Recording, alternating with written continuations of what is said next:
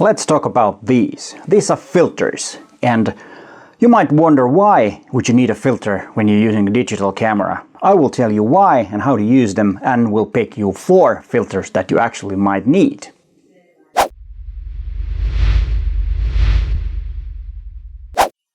Hi there, my name is Peter Forsgaard and I am an Olympus visionary and a professional photographer from Helsinki, Finland.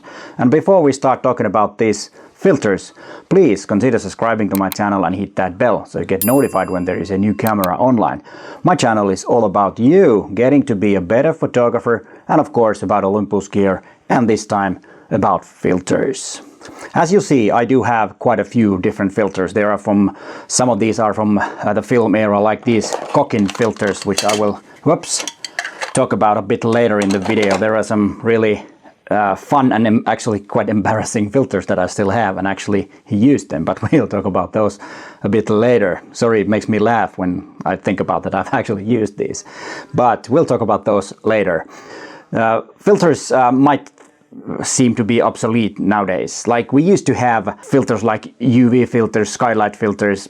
Those are obsolete because the UV filter was for blocking the UV light from reaching the film, which would make the color of the light a bit bluish. So having that would warm up the color a bit, because we could not change the white balance on our film like we can do with our digital, so we don't really need UV or skylight filters anymore. I will talk about polarizers, I will talk about ND filters, I will talk about noise pollution filters, and then the one that I will start is the lens protect filter.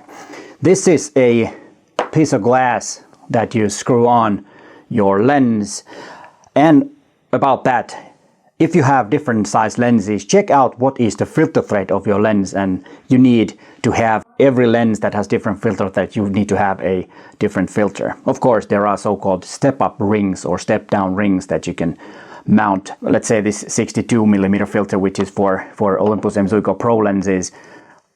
With the step-down or step-up ring, I can use it with other M.Zuiko lenses that has a smaller filter thread. So you might not need a filter for every lens. You might want to have a lens that goes most of your lenses, and then use step-up rings to use them with other lenses.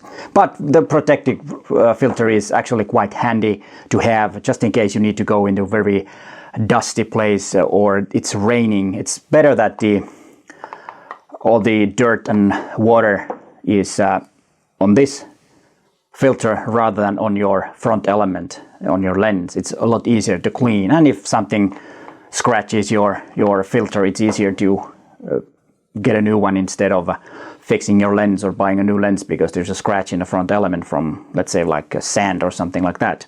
But remember always that getting a protective filter will reduce a bit your image quality, so do not buy the cheapest one. I really actually don't know how good this is. This is just in case. I have this sometimes in my bag if I'm not sure about the weather or the conditions, then I just have it just in case, because it's better to get the image than not being able to get or ruining your gear because it's been protected. And the second filter you might need is an ND filter. I know some of the Olympus cameras like EM1 Mark III and EM1X has so-called live ND, which works perfectly, but there are some limitations and you might need ND filters, and I have several different ND filters. Let's go outside and see how those work and what kind of ND filters I use.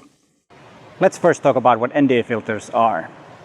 Well, the short answer is that it will block light from entering the sensor. So you can have longer shutter speeds or wider aperture. You can decide, but that's the main thing. If you want to have a long exposure of a waterfall like this, then you need an ND filter in a bright weather like it is right now. You cannot have short enough shutter speeds without using like f/22, which is not recommended in general shooting. And what types of ND filters there are? Well, there are a few types. The first one is just a regular ND filter with one strength. So you need to have, for every stop, you need to have a different, or how do you say that? Every stop of light that you want to block, you need to have a separate ND filter. So here are all the different strengths that are normally used.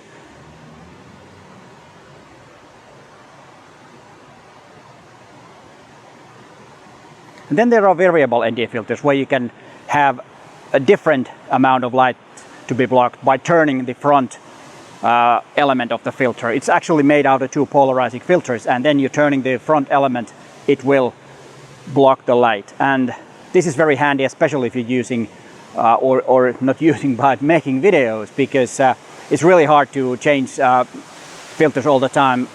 With controlling the the exposure with this variable ND filter is a lot easier, because in video you need to have so-called 180-degree shutter, which means that, like right now I'm filming 24 frames per second 4K, I need to have 1/48 of a second shutter speed, because that's just the way the motion is recorded the best way, or the way that we're used to. So if I had a 30 frames per second frame rate on my video, I would need to use 1/60th of a second to have a natural looking motion in my video. And there, variable ND filters are essential. I use them all the time when I film my videos outdoors. Indoors I don't need them because I can control the light. Here I cannot control the light that much. Then there are these gradual ND filters, which slide into one of these filter holders. And this is usually used to reduce light or make the landscape scene more even. You might have a very dark foreground and a bright sky, and with one of these you can lower the exposure on the sky to make a better image or a image that has less dynamic range. But you can also use it sideways, like I'm using it here, to block the light from, or reducing the light that shines into the bright yellow maple tree, and there is a dark waterfall behind, so that I can make this image or this scene to have less dynamic range, to make it easier in post. So these are the main type of ND filters and how to use them, or for what you need to use them. As you saw, ND filters are really useful for different things: video, landscape, and for long exposures. So those are really something that you need. And about the live ND that I mentioned, I do have a video about it, and you can watch it. No, it's over there. You can watch it from there. And then the third filter is a polarizer, and polarizer filters are really handy. Let's go outside again and see how those work. Polarizing filters are really essential if you want to cut not flares, but reflections on your image. It will reduce reflections on shiny objects, metal, windows, glass, water, and foliage. It will reduce the reflection of the bright lights, that it will make the colors pop also on that area. It doesn't have those total overexposed reflections that much. It will cut that down. And it works so that there are two filters like this, and then you just turn the front filter to get your effect. It will change the amount of reflection that the surface will reflect to your lens. And this is a good way also to darken blue skies. But as I said, it's a bit better to do that one in Photoshop. But the reflections, those are almost impossible to fix in Photoshop. So polarizing filter might be something that you really need. And as you saw, polarizer is something that you might need. As I said, it's not the best solution nowadays for making the sky more blue like it was when we used film. But reducing reflections, you cannot really do that in Photoshop. Or you can, but it's really, really hard. So using a polarizer to reduce reflections from water and foliage, for example, it's perfect for that. So that's one of the filters that you might consider having or getting. Before we get into the fourth filter, let's talk about these Cokin filters that I said. I do have some blue filters, which was mostly for controlling the white balance, because when we had film, the film was stuck with usually daylight white balance, which was about 5500 kelvins. And if the color of the light was different and I wanted neutral colors, I needed to have filters. I had this in the 70s. After that, when I started doing more professional work, then I of course had a little better ones, but these were really good filters for when I was just all photography was my hobby.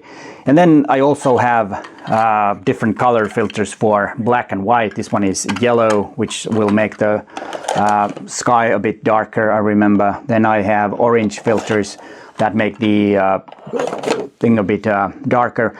Warmer. But these are not the filters that I feel embarrassed about. The ones that I do are not the diffuser, but there it is. One of these, for example, a prism. This one is, it's totally wacky. Here's an image that I have taken with this when I started making this video. Yeah, it is.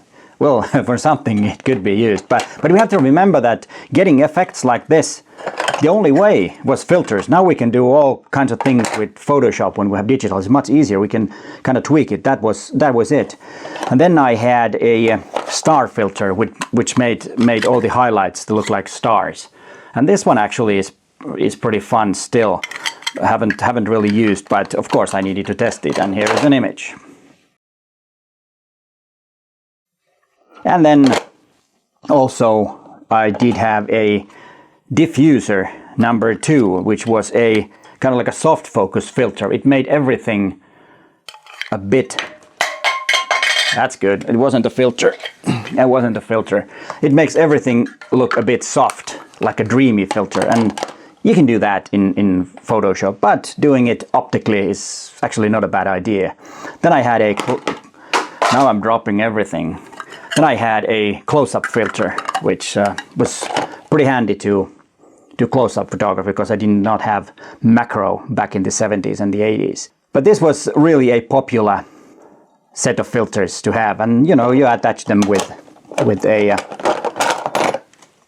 adapter in front of the camera, and you had some rings so that you needed only the holder, and then you needed this ring, and then the filter was same size for every lens. And that's a good reason why I had these, because I only had to buy one. I didn't have to buy filters for every lens, and that's why these things are quite handy. As you saw the ND filters, I do have a filter holder where I can put these glass filters so that I don't have to have a filter for every lens.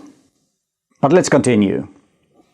But before we get into this interesting filter, I will have an extra filter for you to consider.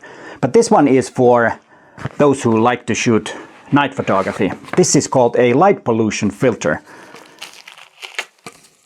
And I still have it wrapped because I haven't used it that much. I do have a Rollei Astroclar filter, which is supposed to be really good. And we can go outside and see how that works. Does it reduce light pollution from your night shots or not? Yeah, it's already pretty dark. I was a bit too late here, and the problem was that when I went out, the sky was really clear, and I thought that I could get some, night sky images, but no, it didn't work. So I came by this road and where they have these yellow street lamps, and was testing how the light pollution filter actually works.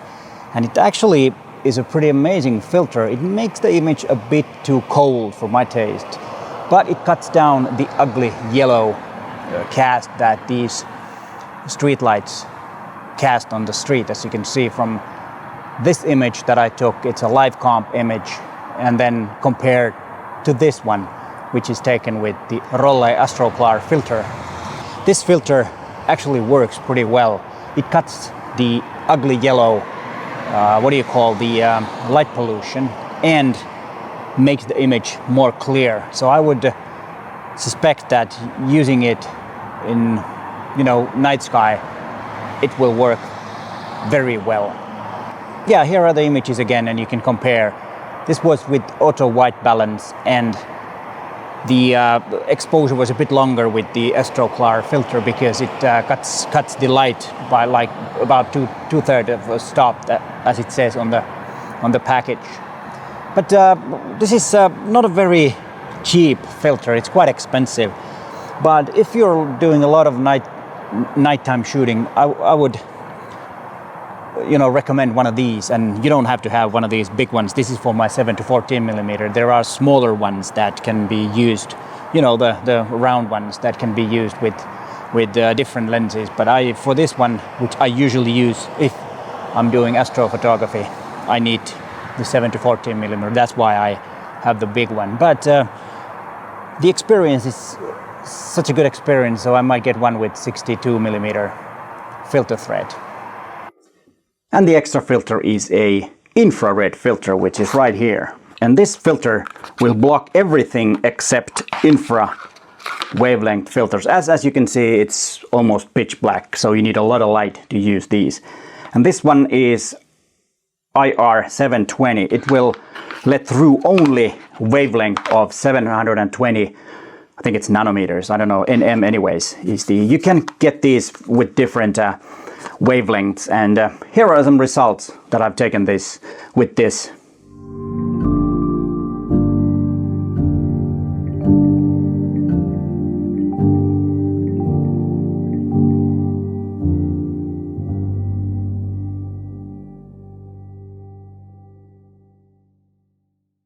And if you're interested in infrared photography, I have made a video about infrared photography with this filter a couple of years ago. But you might want to watch that if you're interested in this. I think it's very, very interesting filter to use and test. And there's also the possibility to change your camera to be an infrared camera. But of course, then you need to use it only for infrared, because you cannot use that anymore with normal photography. So it will be an infrared camera. And I think, at least for starters, these filters are a lot better than converting your camera, because that's permanent. This can be taken off if you don't like it. As you saw in this video, and the 4 filters that I recommend checking out and thinking about, do I actually need those? And some of them you might need.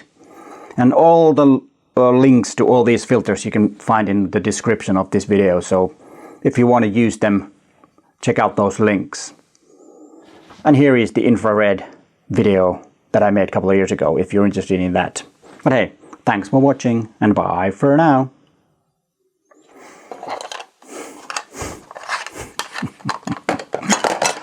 Oh no.